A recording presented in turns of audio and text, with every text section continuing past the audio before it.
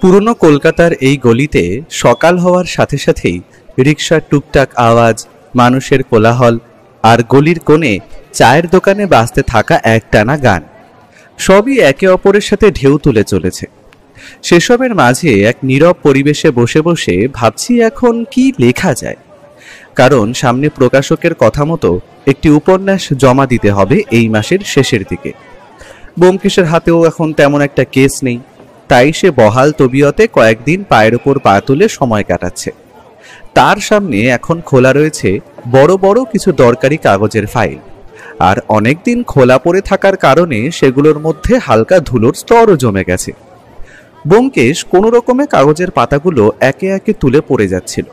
আমিও তার সাথে বসে একটু আধটু কথা বলছিলাম। এমন সময় পুটিরাম এসে উপস্থিত। বাবু, এক ভদ্রলোক আপনার সঙ্গে দেখা করতে চাইছেন। নাম কি কিছু বলেছে? আগে না বাবু। ঠিক আছে, তুমি উপরে পাঠিয়ে দাও। কিছুক্ষণ পর ঘরে এসে প্রবেশ করল মধ্যবয়সী গাট্টাগোট্টা চশমা পরা এক ভদ্রলোক।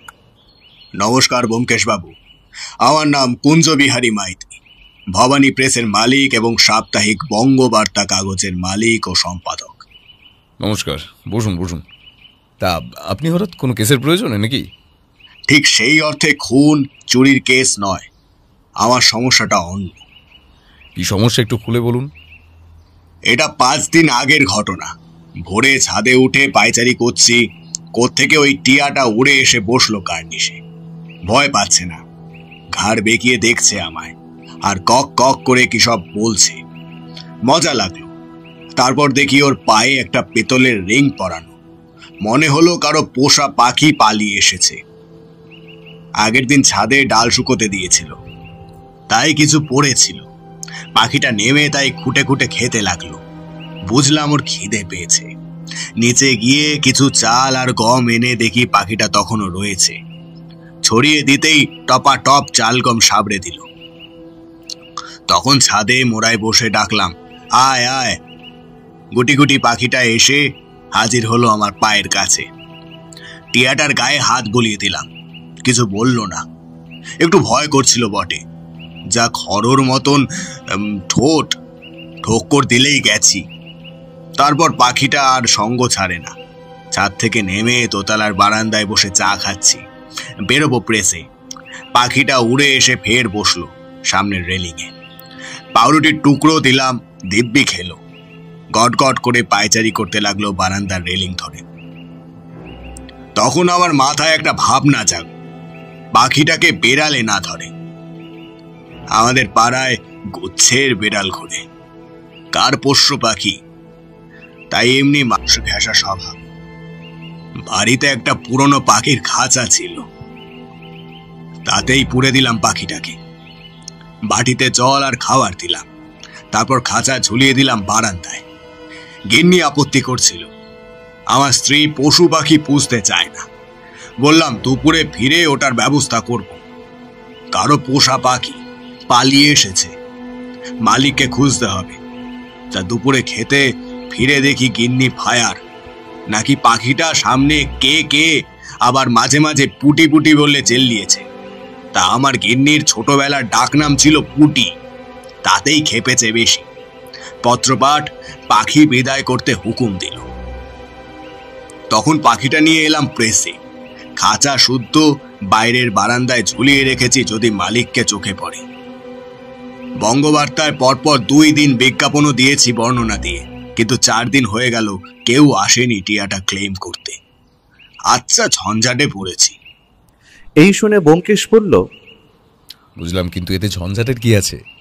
এখানে রইল না হয় কদিন, দুটো খেতে দেওয়া বই তো নয়।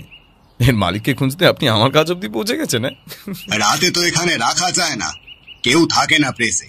তাই আমার প্রেসের পিয়ন হারুকে বলে ঠিক করেছি ও পাখিটা বাড়ি নিয়ে যায় প্রেস বন্ধ হওয়ার সময়। ছোলা, ছাতু, লঙ্কা, টিয়ার এইসব খুব পছন্দের খাবার, সেগুলো হারুই ওকে দেয়। তাই রোজ ওকে 5 টাকা করে দিতে হয়। ডেইলি 5 কেন? কে জানে, হারু হিসেব করে বলে, তাই দিচ্ছি। কতটা নিজে মারে গড নোজ। উপায় কি? এক এক সময় ভাবি চুলোয় যাক, দিই ছেড়ে। আমার মায়া হয় পোষা পাখির জন্য। তেমন সতর্ক তো নয়, বিড়ালে খাবে কিংবা দুষ্টু লোকে ধরে বাজারে বিক্রি করে দেবে। কেমন হাতে পড়বে, যত্ন করবে কিনা কে জানে। গুম মেরে গেলেন কুঞ্জবিহারী। ব্যোমকেশ কুঞ্জবাবুর এই আত্মত্যাগের প্রশংসা করার আগেই তিনি ফের ফোঁস করে ওঠেন। আরেক ঝামেলা হয়েছে, জনে জনে জবাব দিতে হচ্ছে। এইসব আমাকে জেরা করছে তারা সবাই। কুঞ্জবিহারী তার ঝাঁটা গোঁফ ফুলিয়ে চোখ মুখ ঘুরিয়ে নকল করেন। পাখিটা কবে কিনলেন, কোত্থেকে কিনলেন, কথা বলে, কি খায়, হেন তেন। ছাপার কাছে যারা আসছে তাদের প্রশ্ন তো আছেই, পথ চলতি চেনা লোকেরাও ঢুকছে এসব প্রশ্ন করতে। কাজকর্মে ডিস্টারবেন্স, সেই জন্য আপনার কাছে আসা। যদি এর মালিকের খোঁজ জোগাড় করে দিতে পারতেন। কিন্তু পাখির মালিকের খোঁজ করার আগে পাখিটাকে একবার দেখা দরকার। ওটা তো আপনার প্লেসেই আছে বললেন। চলুন একবার যাওয়া যাক। এসো অমর। এরপর আমরা কুঞ্জবাবুকে সঙ্গে নিয়ে তার প্রেসে এসে হাজির হলাম। তার প্রেসের বারান্দায় পাখিটাকে রাখা হয়েছে। খাসা দেখতে পাখিটা, চকচকে সবুজ গা, লাল বাঁকা ঠোঁট, ঘাড় বেঁকিয়ে টেরিয়ে দেখছে ব্যোমকেশকে। হঠাৎ পাখিটা খুব দ্রুত খানিক তীক্ষ্ণ নাকি সুরে ক্যাঁ ক্যাঁ করে ডেকে উঠল। এই যে ব্যোমকেশ বাবু, এই সেই পাখি। চলুন আপনার অফিসে বসে বাকি কথা বলা যাক। হ্যাঁ, আসুন আসুন, এই যে এদিকে। আমরা প্রেসের ভেতর ঢুকে ঘরের এক কোণে কাঠের পার্টিশন ঘেরা সম্পাদক মশাইয়ের চেম্বারে সে সবে বসেছি। এমন সময় এক ব্যক্তি সেখানে এসে উপস্থিত হলেন। এক বৈরাগী বাবু ওই পাখিটা নিয়ে কি জানি বলছেন, একবার আসুন তো। বৈরাগী বাবু? সে আবার কে? আচ্ছা, আপনাদের যার কথা বলছিলাম ও হলো আমার প্রেসের পিয়ন হারু। নমস্কার। আগে তাই তো ঠাউর হলো, গেরুয়া পরা, গলায় কণ্ঠি, কপালে তিলক, হাতে আবার একটানা। কি বলছেন? আগে বলছেন উনি পাখিটা নাকি কোনো বাড়িতে দেখেছেন। বটে বটে, নিয়ে এসো তাকে। নির্দেশ দেন কুঞ্জবাবু। হারু ভুল বলেন। যে মানুষটি আবির্ভূত হলেন তিনি নিঃসন্দেহে একজন বৈরাগী, মাঝবয়সী, প্রসন্ন হাসি হাসি মুখ। তিনি সম্পাদক কুঞ্জবিহারীর ঘরে ঢুকে নমস্কার জানালেন। বসুন। কুঞ্জবাবুর ইঙ্গিতে ব্যোমকেশের পাশের চেয়ারটায় বসলেন বৈরাগী। আপনার নাম? আগে পরাণ বৈরাগী। আপনি বাইরের পাখিটাকে দেখেছেন আগে? আগে তাই তো মনে হচ্ছে। তাই কেন, আমার অনুমান ঠিকই। অমনি পায়ে আংটি পরা, অমনি গড়ন।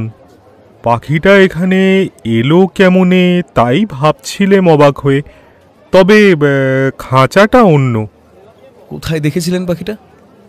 সুরুলের পূব পাড়ায়, বলাই সরকারের বাড়ি। একতলায় ঝোলানো থাকতো খাঁচা শুদ্ধ এই পাখিটা। হপ্তা দুই আগেও দেখেছি। ও পাড়ায় গান গাইতে যাই যে মাঝে মাঝে। পাখিটা কার? বলাই সরকারের? তা ঠিক জানি না, মনে হয় নিচের তলায় একটা ছেলে থাকতো তার। ওরই ঘরের সামনে বারান্দায় ঝুলতো খাঁচাটা। আচ্ছা আচ্ছা, অনেক ধন্যবাদ। কুঞ্জবাবু হাত জোর করে বিদায় জানান বৈরাগীকে। এই পাখির আসল মালিককে খুঁজছি, খবরটা পেয়ে খুব উপকার হলো। পরাণ বৈরাগী চলে যাওয়ার সঙ্গে সঙ্গে কুঞ্জবাবু টেবিল চাপড়ে বলে উঠলেন, যাক বাবা, এতদিন হতিস মিলল। ব্যোমকেশ বাবু, আপনি এক্ষুনি বলাই সরকারের বাড়ির খোঁজে রওনা দিন। পাখিটার একটা গতি করুন। হ্যাঁ, মালিককে টুকে দিতে পারো যে পাখিটাকে খাওয়ানোর খরচ গোটা 20 টাকা আমার পকেট থেকে গেছে। বলাই সরকারের বাড়ি খুঁজে বের করলো ব্যোমকেশ। ছোট পুরনো দোতলা বাড়ি, নিচের তলা একদম বন্ধ, বাইরে বারান্দায় লাগোয়া ঘরখানা তালা মারা। বলাই বাবু, সরকার মশাই। অনেক ডাকাডাকির পর দোতলার জানলায় একজন শুকনো চেহারার বৃদ্ধ উঁকি দিলেন। বিরক্তি মেশানো ক্ষণক্ষণে গলায় প্রশ্ন করা হলো, কে? ঊর্ধ্বমুখ ব্যোমকেশ বলল, আগে আপনার বাড়ি থেকে একটা টিয়া পাখি হারিয়েছে কি? তা বলতে পারছি না। বৃদ্ধ নিরস গলায় উত্তর দেন, আপনাদের একটা টিয়া পাখি ছিল তো? হ্যাঁ, আমার নয়, নগেনের। ওই নিচে যে থাকে, আমার ভাড়াটে। তা নগেন বাবুর ঘর তো দেখছি বন্ধ, কখন আসবেন? তা বলতে পারছি না। বৃদ্ধের কণ্ঠে বিরক্তি উপচে পড়ে।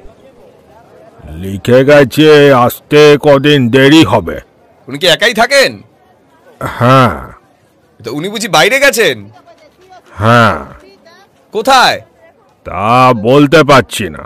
এইভাবে কথা চালানো কষ্টকর। ব্যোমকেশ বিনীতভাবে বলল, আগে একবার যদি নিচে আসেন। আমি সত্যান্বেষী ব্যোমকেশ বক্সী।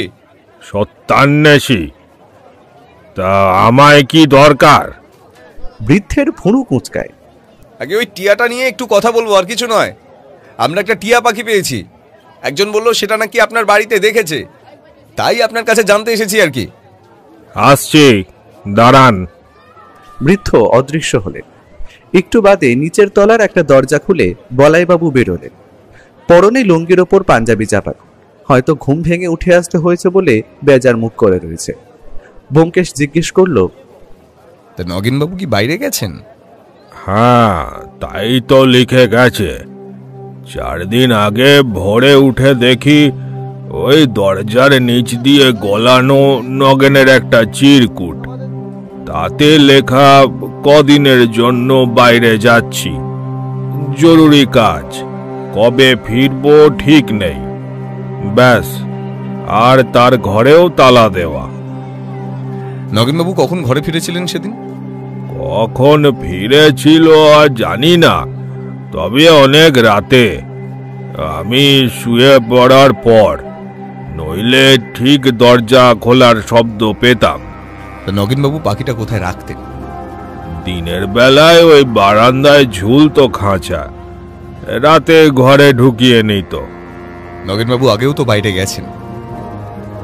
গেছে, খুব কম, দুরাত্রির, গিয়েই পরদিন ফিরেছে। তখন পাখিটা কোথায় থাকতো? বোঝা যাচ্ছিল যে ব্যোমকেশের জেরায় বৃদ্ধের মেজাজ গরম হচ্ছে, ভ্রুকুটি বাড়ছে। ভ্যাটকানো মুখে জবাব দিলেন, শুনেছি কোথাও রেখে যেত, কার কাছে বলতে পারছি না। মহা মুশকিল। হঠাৎ একটা আইডিয়া খেলে গেল ব্যোমকেশের মাথায়। বলল, আপনি পাখিটা দেখলে চিনতে পারবেন সেটা নগেনের কিনা? তা পারবো। তবে দাদা একটা অনুরোধ, আমার সঙ্গে একবার রিক্সায় গিয়ে চট করে দেখে আসবেন ওটা নগেনের পাখি কিনা।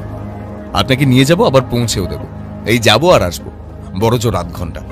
ভবানী প্রেসের মালিক কুঞ্জবাবু পাখিটা নিয়ে ভারী মুশকিলে পড়ে গেছেন। উনি পাখিটা রেখেছেন কিনা কি করবেন, বাড়ি ছেড়ে নড়ছিল না টিয়াটা। পাছে বেড়ালে ধরে, তাই খাঁচায় পুরে রেখেছেন। বোঝা যায় পোষা পাখি। মালিককে খোঁজ করছেন।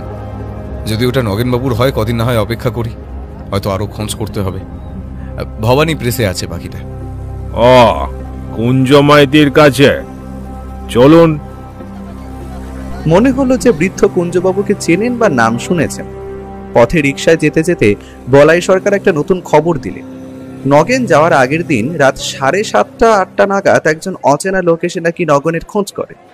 তখন অবশ্য নগেন বাড়ি ফেরেনি। নগেন কখন বাড়ি থাকে, কোথায় কাজ করে, এইসব জিজ্ঞেস করছিল। তো কত বয়স হবে নগেনবাবুর? এই আপনারই বয়সী, বছর 25-30। কদিন আছে আপনার বাড়িতে? এই বছর খানেক। লোকাল লোক? না। কোথায় বাড়ি ওর? মগরা, হুগলি ডিস্ট্রিক্ট। ভবানী প্রেসে খাঁচায় পোড়া পাখিটা মনোযোগ দিয়ে দেখে বলাইবাবু ঘোষণা করলেন, এই নগেনের পাখি বটে। ফিরে যেতে যেতে ব্যোমকেশ জিজ্ঞেস করলো বলাইবাবুকে, পাখিটা কতদিন এনেছেন নগেনবাবু? তা মাস 6। পাখিটাকে যত্নার্থী করতেন? তা করত। কতগুলো চিন্তা চকিতে খেলে যায় ব্যোমকেশের মাথায়। রাতে তো পোষা পাখি খাঁচা বা ঘর ছেড়ে বাইরে যায় না, মানে যারা নিশাচর নয়। তবে কি হাত ফসকে পালায়নি? পাখিটাকে ইচ্ছে করে বের করে দেওয়া হয়েছিল? কিন্তু কেন? কি এমন জরুরি দরকার? এভাবে ছেড়ে গেলে প্রিয় পাখিটা যে মারা পড়তে পারে তা না জানার কথা নয়। তবু গেছে। ওকে দিয়ে যাওয়ার ফুরসত অব্দি মেটেনি। সে রাতে যে লোকটা ডাকতে এসেছিল তার সঙ্গে এভাবে নগেনের উধাও হওয়ার যোগ আছে কি? ব্যোমকেশ জিজ্ঞেস করে বলাইবাবুকে, আচ্ছা, যে লোকটি সেই রাতে নগেনকে ডাকতে আসে সে কি ফের এসেছিল? তা বলতে পারছি না। জবাব দেন বলাইবাবু। মানে আমি আর কিছু জানি না। আচ্ছা, নগেন বাবু কি রাত করেই ফেরেন? মাঝে মাঝে রাত করে, একা লোক, আড্ডা ফাড্ডা দিয়ে আসে। উনি করেন কি? Radio mechanic. তারা সাউন্ড নামে দোকানটায় চাকরি করে। ঘরে প্রাইভেটেও কাজও করে। এমনি বেশ ভালো ছেলে, কোনো গোলমাল ছিল না। আপনি ওকে ভাড়া দিলেন কিভাবে? জানতে চায় ব্যোমকেশ। পরিচিত কেউ নিয়ে এসেছিল? আলবাত, রেফারেন্স ছাড়া উটকো লোককে আমি ঘর ভাড়া দিই না। নিচু পট্টির শিবু ঘোষ, মানে হরেন ঘোষের বেটা, রেডিও টিভির মেকানিক, সেই নিয়ে এসেছিল নগেনকে। একখানা ঘর চাই, বিয়ে থা করেনি, একা থাকবে। তারা সাউন্ডে চাকরি পেয়েছে, গ্যারান্টি দিল ছেলে ভালো। ওর সঙ্গে কলকাতায় রেডিওর কাজ শিখতে গিয়ে চেনা, তাই দিলাম ভাড়া। তা একদিন ছিল, গড়বড় কিছু তো দেখিনি। বলাই সরকারের বাড়ি পৌঁছে ব্যোমকেশ ফট করে বলাইবাবুকে বলে বসলো, বাকিটা আপনার কাছে রাখুন, নগেন বাবু ফিরলে দেবেন। বলাইবাবু আঁতকে উঠলেন। খেপেছেন? বুড়ো বুড়ি থাকি পাখির ঝামেলা কে নেবে? আচ্ছা, সে যা হোক, ব্যবস্থা করা যাবে। নগেন বাবু ফিরলেই তাকে বলবেন যে বাকিটা আমাদের কাছে রয়েছে।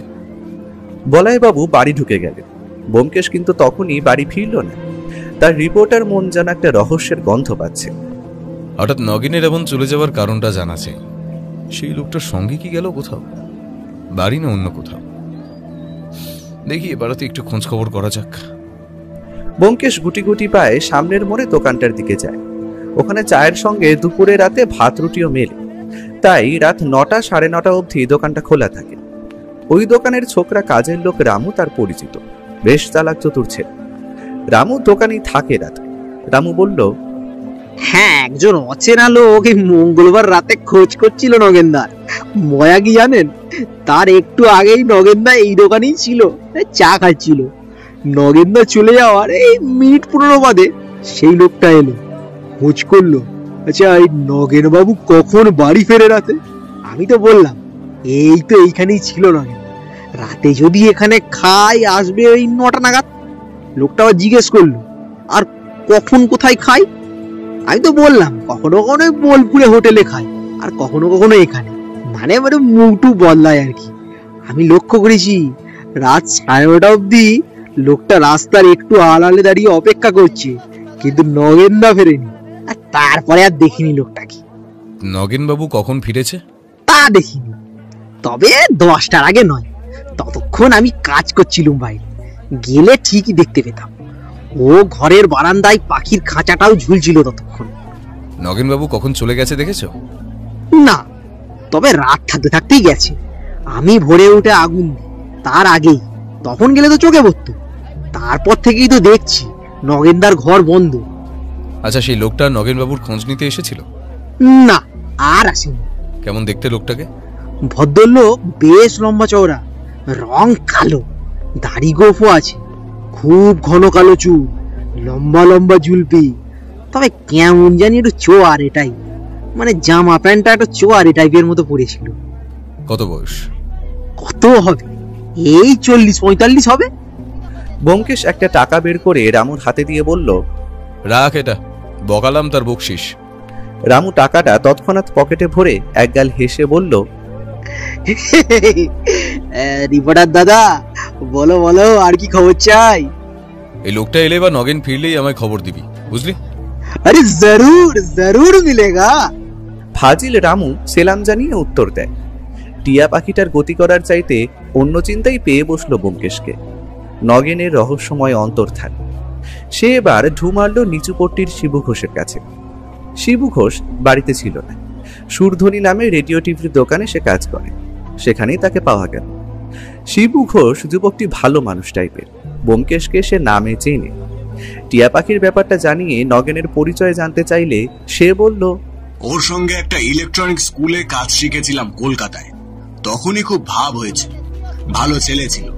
পাশ করে ও কলকাতার একটা দোকানে চাকরি নিল। আমি চলে এলাম বোলপুর। তারপর নগেনের সঙ্গে দেখা হতো খুবই কম, বছরের 3 এক। বাদে একবার কলকাতায় গিয়ে শুনি এক দুঃখ সংবাদ, নগেন নাকি ডাকাতির কেসে ফেসে গিয়েছে, জেলে রয়েছে, মামলা চলছে। কেন ও এমন কাজ করলো ভেবে পেলাম না। ও নিজে নাকি ডাকাতি করেনি, কিন্তু ও যে ডাকাতির সঙ্গে জড়িত ছিল প্রমাণ হয়েছে। আর ওর ঘরে নাকি ডাকাতির মাল পাওয়া গেছে।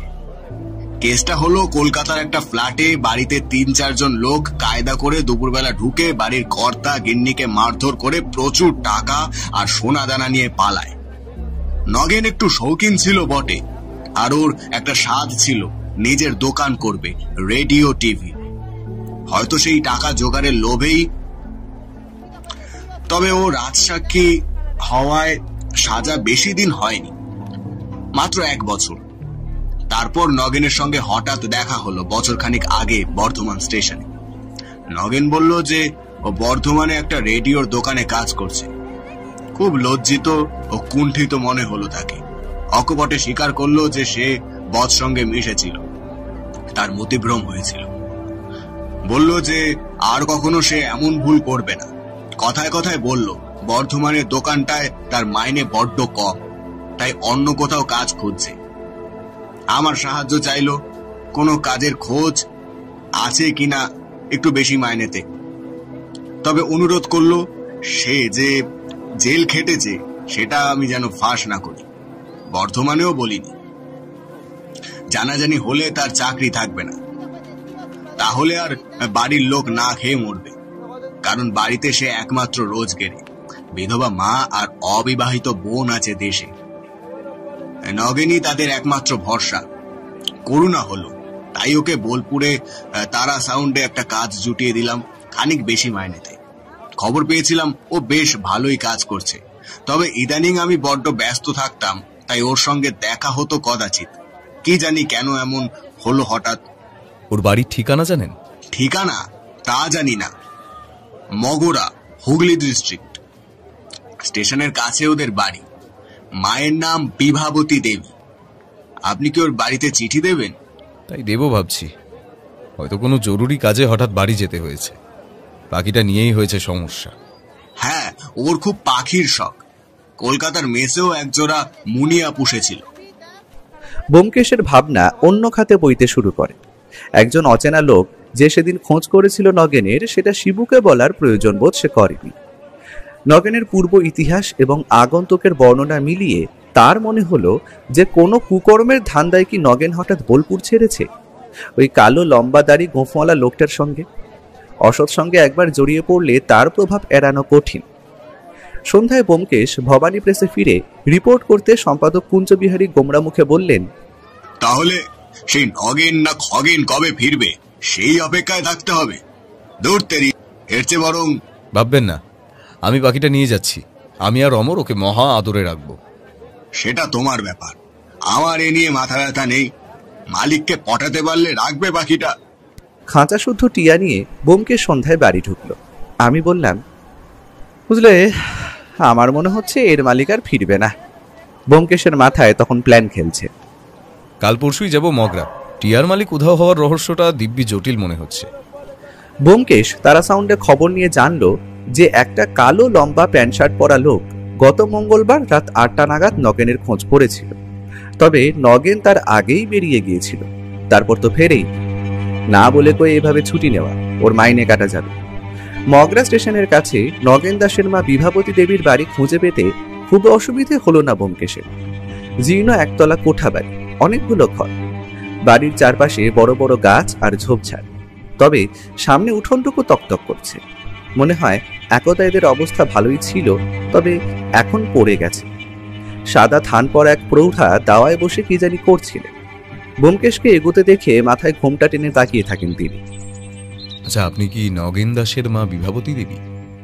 নমস্কার করে বলে ব্যোমকেশ। চকিতে ভদ্রমহিলা কেমন ত্রস্ত হয়ে ওঠেন, তবে ঘাড় নাড়েন সম্মতি জানিয়ে। নগেন দাস কি এখানে আছেন? প্রশ্ন করে ব্যোমকেশ। আবার ঘাড় নাড়েন মহিলা, অর্থাৎ না। ইতিমধ্যে একটি সুশ্রী যুবতী মেয়ে এসে দরজায় দাঁড়িয়েছে। তার পরনের শাড়ি প্রৌঢ়ার মতনই ময়লা। আমি কলকাতা থেকে আসছি।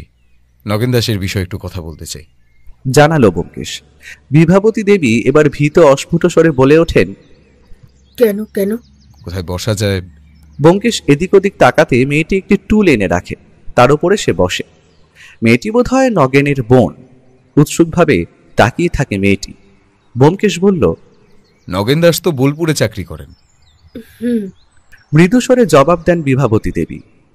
সে নগেনবাবু কি কয়েকদিনের মধ্যে বাড়ি এসেছেন? না তো। উনি গত মঙ্গলবার রাতে হঠাৎ কোথাও গেছেন। কোথায় গেছে জানেন? মা মেয়ে দুজনের কণ্ঠ থেকে যেন আর্তনাদ বেরোয়। মেয়েটি বলে ওঠে, সে কি এখনো ফেরেনি? ব্যোমকেশ বুঝল যে নগেনের অন্তর্ধানে এরা খুব ঘাবড়ে গেছে, যেন কিছু একটা আশঙ্কা করছে। কিন্তু একটা জোয়ান ছেলে না হয় কদিন বাইরে গেছে, তাতে অত নার্ভাস হওয়ার কারণ কি? ব্যোমকেশ চারপাশটা একবার দেখে নেয়। না, তাদের কথা কেউ শুনতে পাবে না, কাছাকাছি বাড়ি নেই। সে নিচু গলায় বলল, দেখুন, নগেনবাবুর পূর্ব ইতিহাস আমি জানি। মঙ্গলবার রাতে তার হঠাৎ চলে যাওয়াটা বেশ রহস্যজনক। বোলপুরে কাউকে কিচ্ছু বলে যাননি। কিছু হদিশ পেতে পারি কিনা জানতে আপনার কাছে এসেছি। ব্যোমকেশ অল্প কথায় টিয়া পাখির সূত্র ধরে নগেনকে খোঁজ করার বৃত্তান্ত জানায়। সে রাতে যে একজন অচেনা লোক নগেনের খোঁজে এসেছিল তাও বলে। জিজ্ঞেস করে, নগেনবাবু কোথায় যেতে পারে আন্দাজ করতে পারেন? কোনো আত্মীয় বা বন্ধুর বাড়ি? মা মেয়ে চোখাচোখি করে, তাদের চোখে মুখে ভয়ের ছাপ। বিভাবতী দেবী বিড়বিড় করেন, কি জানি কোথায় গেল। ব্যোমকেশের স্থির বিশ্বাস হয় এরা কিছু চেপে যাচ্ছে। তবে নগেন উধাও হওয়ার ব্যাপারে এরা যে শঙ্কিত হয়েছে সেটা চোখে মুখে ফুটে উঠেছে। ব্যোমকেশ এবার সোজাসুজি প্রশ্ন করল বিভাবতী দেবীকে, আপনারা কি নগেনের কোনো বিপদের ভয় করছেন? একটা গভীর নিঃশ্বাস ফেলে বিভাবতী মেয়ের দিকে একবার তাকিয়ে নিয়ে করুণ স্বরে বললেন, হ্যাঁ বাবা। দেখুন, আগেই বলেছি আমি একজন রিপোর্টার। নগেনবাবুর বিপদে আমি যদি কোনো সাহায্য করতে পারি খুশি হব। তাই কি আশঙ্কা করছেন যদি একটু খুলে বলেন। আচ্ছা, আপনার ছেলে তার পুরনো অসৎ সঙ্গ কি সম্পূর্ণ ত্যাগ করতে পেরেছিলেন? বিভাবতী জোর গলায় বলে উঠলেন, হ্যাঁ বাবা, সে আমার কাছে প্রতিজ্ঞা করেছিল আর কখনো কুসঙ্গে মিশবে না। আমি নিশ্চিত জানি সেই প্রতিজ্ঞাও ভাঙবে না। বাপ মরা ছেলে মেয়ে দুটিকে আমি অনেক কষ্টে মানুষ করেছি। ওরা দুটিও আমায় খুব শ্রদ্ধা ভক্তি করে। ওর কি বিপদের ভয় করছেন? ব্যোমকেশের চিন্তা এবার রহস্যে নতুন কিছু ক্লু পাবার আশায় উন্মুখ হয়। বিভাবতী দেবী নতমুখে কাতর কণ্ঠে বলেন, তুমি তো জানো বাবা, নগেন কর্মদোষে জেল খেটেছে। তবে সাজা বেশি হয়নি রাজসাক্ষী হওয়ায়। ওর কাছ থেকে ডাকাতির অনেক মাল পাওয়া যায়। তাছাড়া ওর মুখে খবর পেয়েই ডাকাতির প্রায় বাকি সব মাল উদ্ধার করে পুলিশ। ডাকাতগুলোর শাস্তির প্রধান কারণও নগেনের সাক্ষী। জেলে যাবার সময় ওই দলের পান্ডা নাকি নগেনকে ভয় দেখিয়েছিল যে জেল থেকে বেরিয়ে সে নগেনকে খুন করবে, এই বিশ্বাসঘাতকতার প্রতিশোধ নিতে। ওই লোকটার জেল হয় 6 বছর। বছর খানেক আগে সেই সর্দারটা ছাড়া পেয়েছে। নগেন খেয়াল রেখেছিল কবে ওই লোকটা ছাড়া পাচ্ছে। নগেন জেল থেকে বেরিয়ে কিছুদিন কলকাতায় আর বর্ধমানে কাজ করে, তারপর যায় বোলপুর। ভালো কাজ জানে বলে ওর চাকরির অভাব হয় না। তবে সে যে জেল খাটা আসামি সেটা গোপনে রাখে। আগেকার চেনাশোনাদের থেকে দূরে থাকে। লজ্জায় বাড়িতেও খুব কম আসতো। এলেও লুকিয়ে লুকিয়ে আমাদের সঙ্গে দেখা করত। টাকা পাঠাতো মানি অর্ডারে।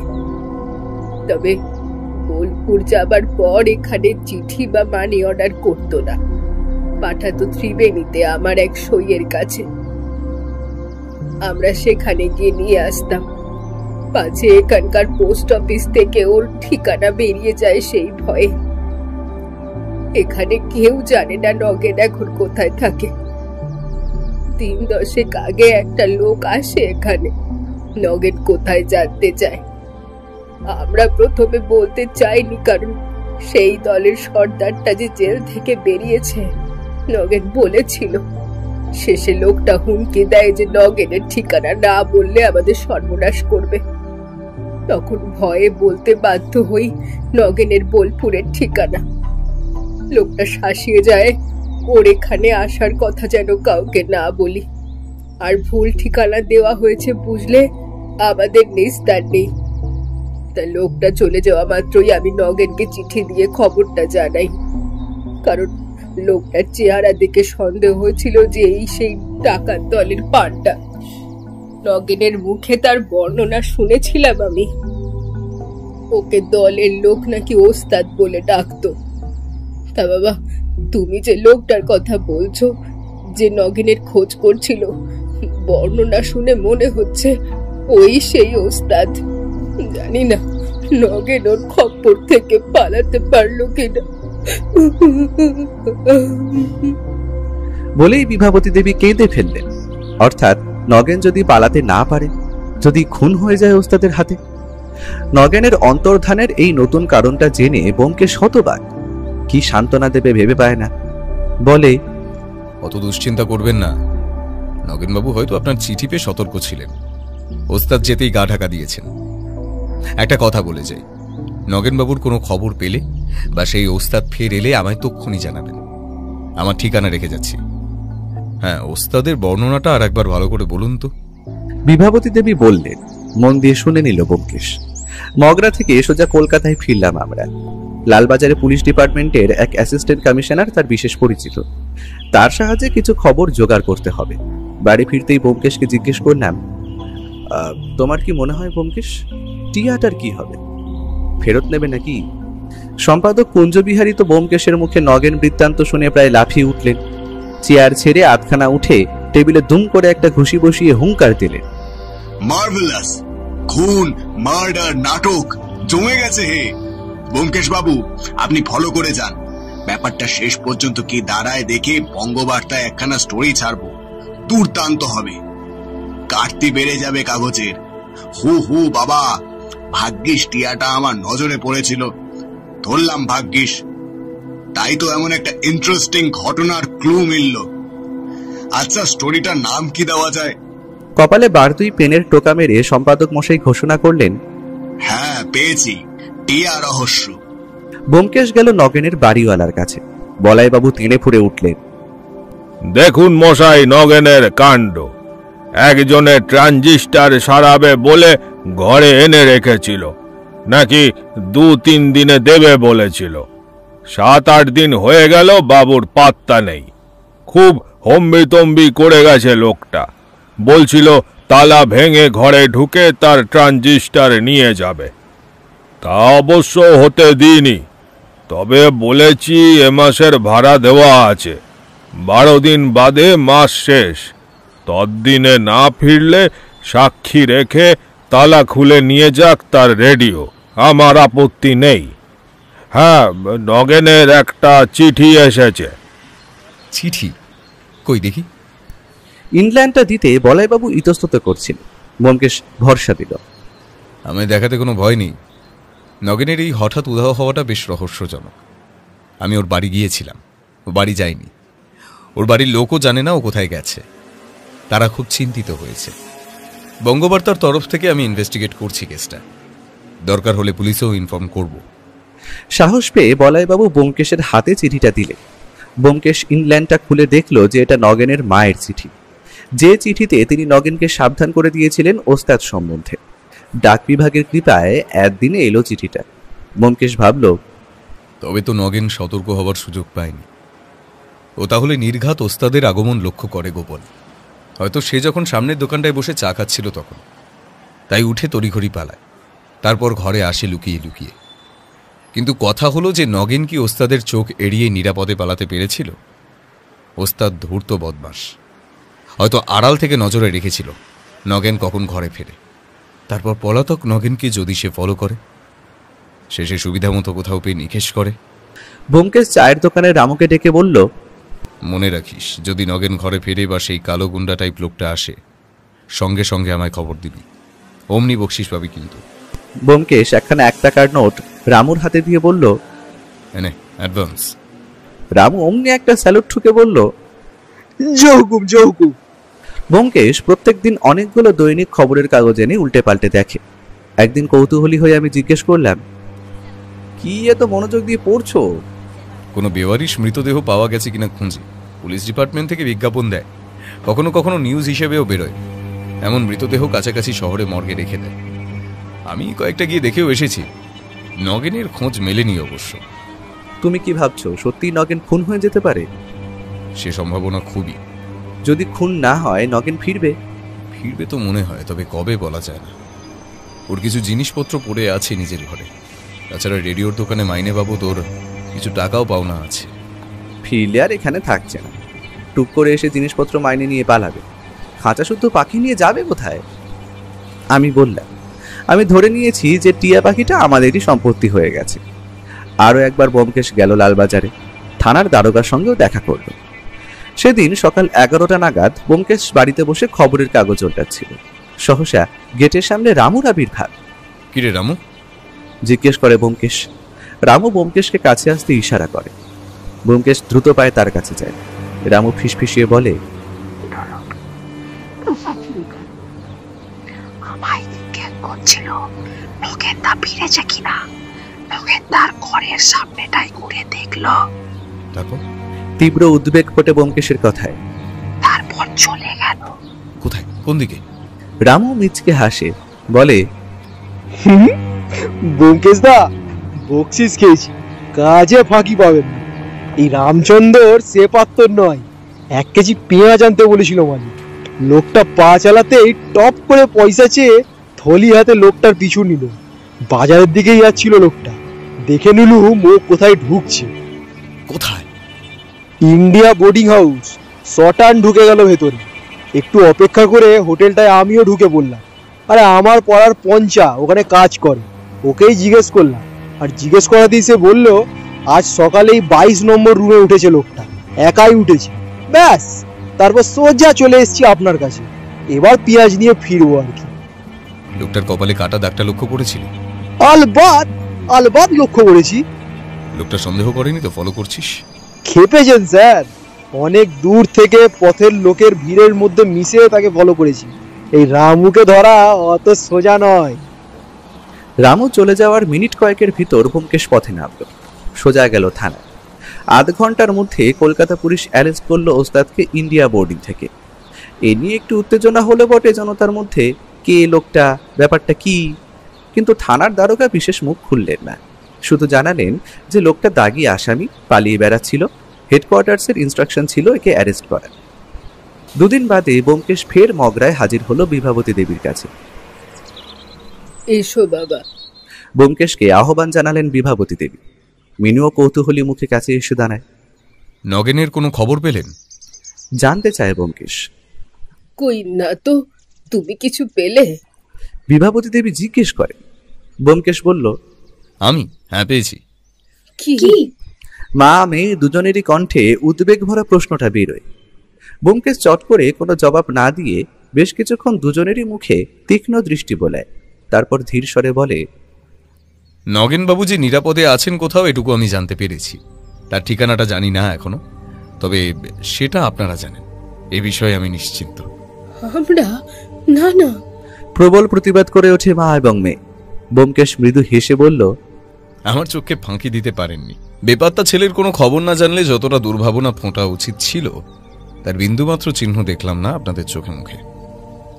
আমি না হয় জানতে পেরেছি যে আপনার ছেলে এখনো জীবিত, কিন্তু সে খবর তো আপনাদের কাছে পৌঁছবার কথা নয়, অন্তত আমি যেভাবে জেনেছি।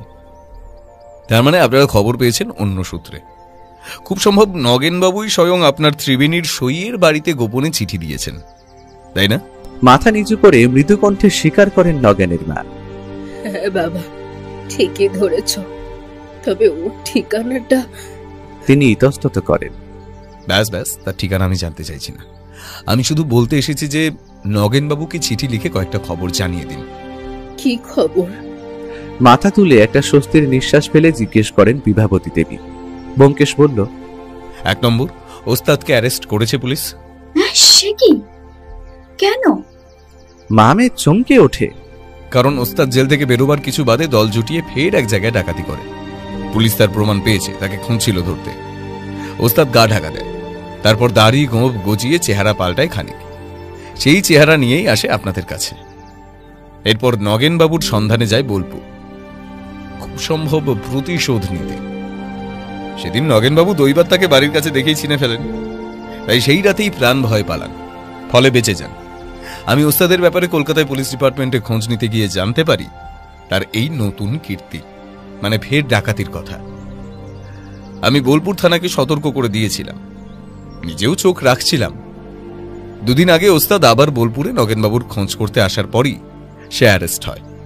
সুতরাং নগেনবাবু এখন নির্ভাবনায় বোলপুরে আসতে পারেন, তার জিনিসপত্র বাকি মাইনে নিয়ে যেতে পারেন, ইচ্ছে করলে বোলপুরে কাজও করতে পারেন।